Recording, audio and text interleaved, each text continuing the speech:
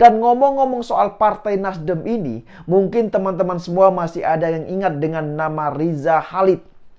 Ya, Anies Baswedan ini juga menyindir soal pembangunan jalan yang dikerjakan di era pemerintahan Jokowi dan SBY.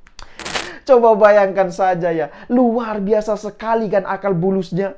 Mereka meminta saham 20% dari PT Freeport dengan mencatut nama Presiden Jokowi. Lah apa ini gak parah coba? Tidak mungkin nilai korupsi yang mencapai hingga 8 triliun rupiah itu dinikmati sendiri oleh Johnny Plate.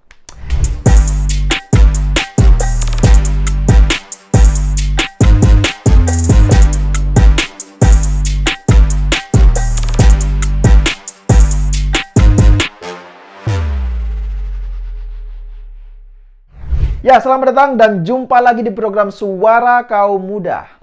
Manuver Anies Baswedan, Surya Paloh, dan para elit kader Partai Nasdem semakin memanas pasca Johnny Plate ditetapkan sebagai tersangka korupsi proyek BTS di Kominfo oleh pihak Kejaksaan Agung.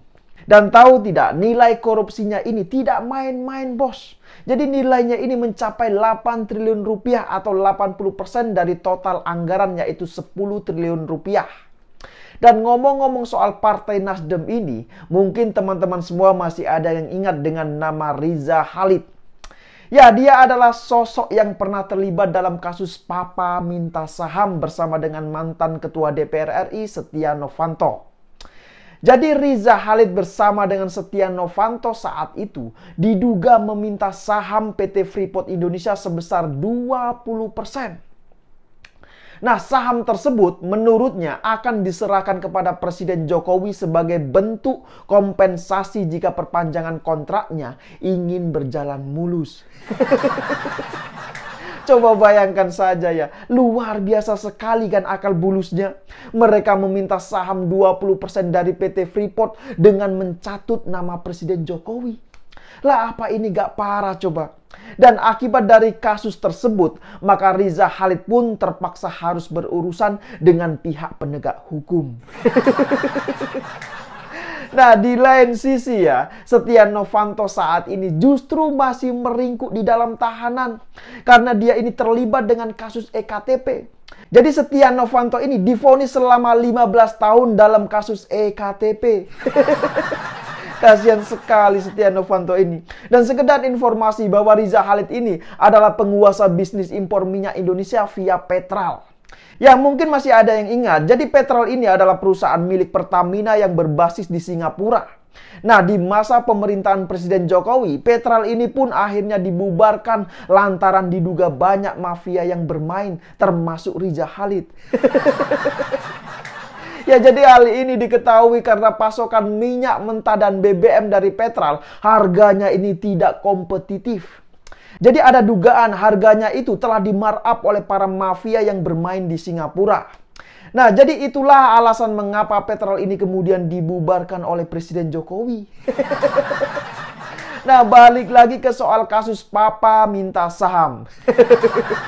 Jadi dalam kasus ini ya, ternyata Riza Khalid bisa bebas dari jeratan hukum. Nah, alasannya karena apa? Jadi menurut Jaksa Agung saat itu, alasannya karena terkendala dengan barang bukti. Begitu katanya. Dan tahu tidak siapakah Jaksa Agung yang menangani kasus tersebut? Jadi yang menangani kasus tersebut adalah Muhammad Prasetyo, Jaksa Agung yang sebelumnya ini menjabat sebagai anggota DPR RI dari fraksi Partai Nasdem. Coba bayangkan saja, luar biasa sekali kan? Ya, namun demikian ya, pada saat beliau ini dilantik menjadi Jaksa Agung di periode pertama era pemerintahan Jokowi, Muhammad Prasetyo ini pun akhirnya mundur dari Partai Nasdem. Ya, memang hubungan dekat antara Partai Nasdem dan Riza Khalid ini tidak dapat dipisahkan kalau menurut saya. Bahkan mungkin masih ada yang ingat, Riza Khalid ini diketahui pernah menghadiri acara Akademi Angkatan Bela Negara Partai Nasdem. Coba bayangkan saja, lah apa ini gak parah? Padahal dalam acara tersebut juga dihadiri oleh Presiden Jokowi. Jadi coba bayangkan saja, apa itu bukan berarti Nasdem ingin menampar muka Jokowi? Dan ternyata memang kehadiran Riza Khalid tersebut karena adanya undangan resmi dari Partai Nasdem. Nah, jadi dari sini saja kita semua, publik ini sudah tahu bagaimana hubungan dekat antara Riza Khalid dengan Partai Nasdem. Nah, jadi kalau sekarang Anies Baswedan dan para pendukungnya itu mengklaim bahwa mereka ini adalah anti oligarki dan bukan bagian dari oligarki, ya kita yang waras ini cukup ketawa sajalah. Ya, Anies Baswedan dan Partai Nasdem sepertinya sudah mulai terang-terangan menyerang Presiden Jokowi. Bahkan dalam pidatonya baru-baru ini, ya Anies Baswedan ini juga menyindir soal pembangunan jalan yang dikerjakan di era pemerintahan Jokowi dan SBY.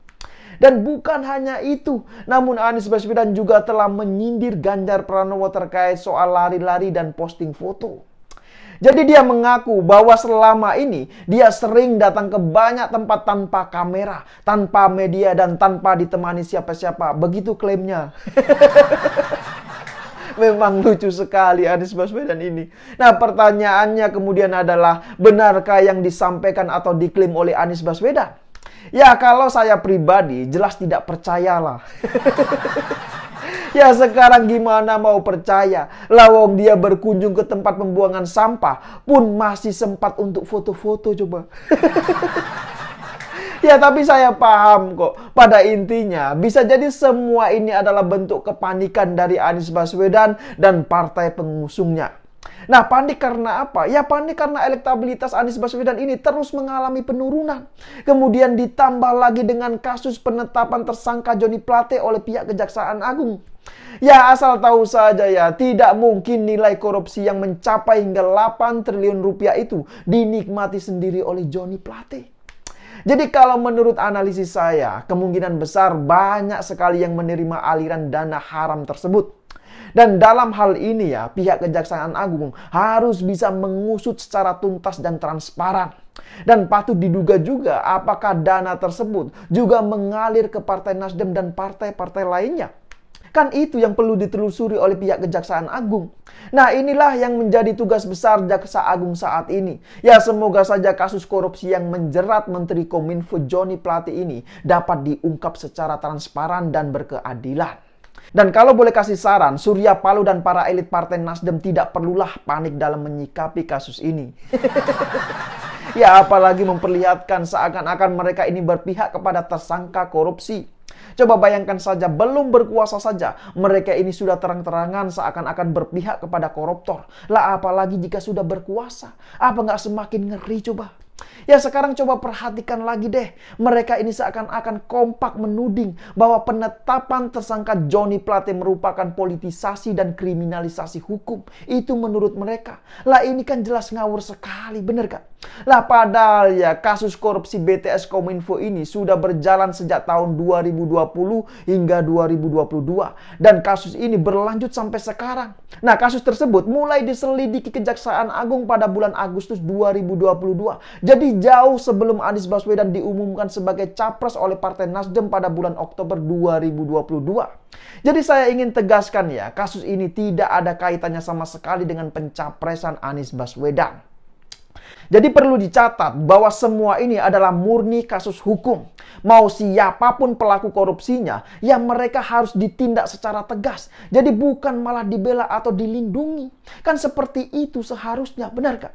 Nah, jadi gimana? Apakah sampai di sini sudah paham semua? Ya, silakan berikan komentarnya di bawah. Ya, saya Yusuf Muhammad, terima kasih sudah menonton dan sampai jumpa di episode selanjutnya.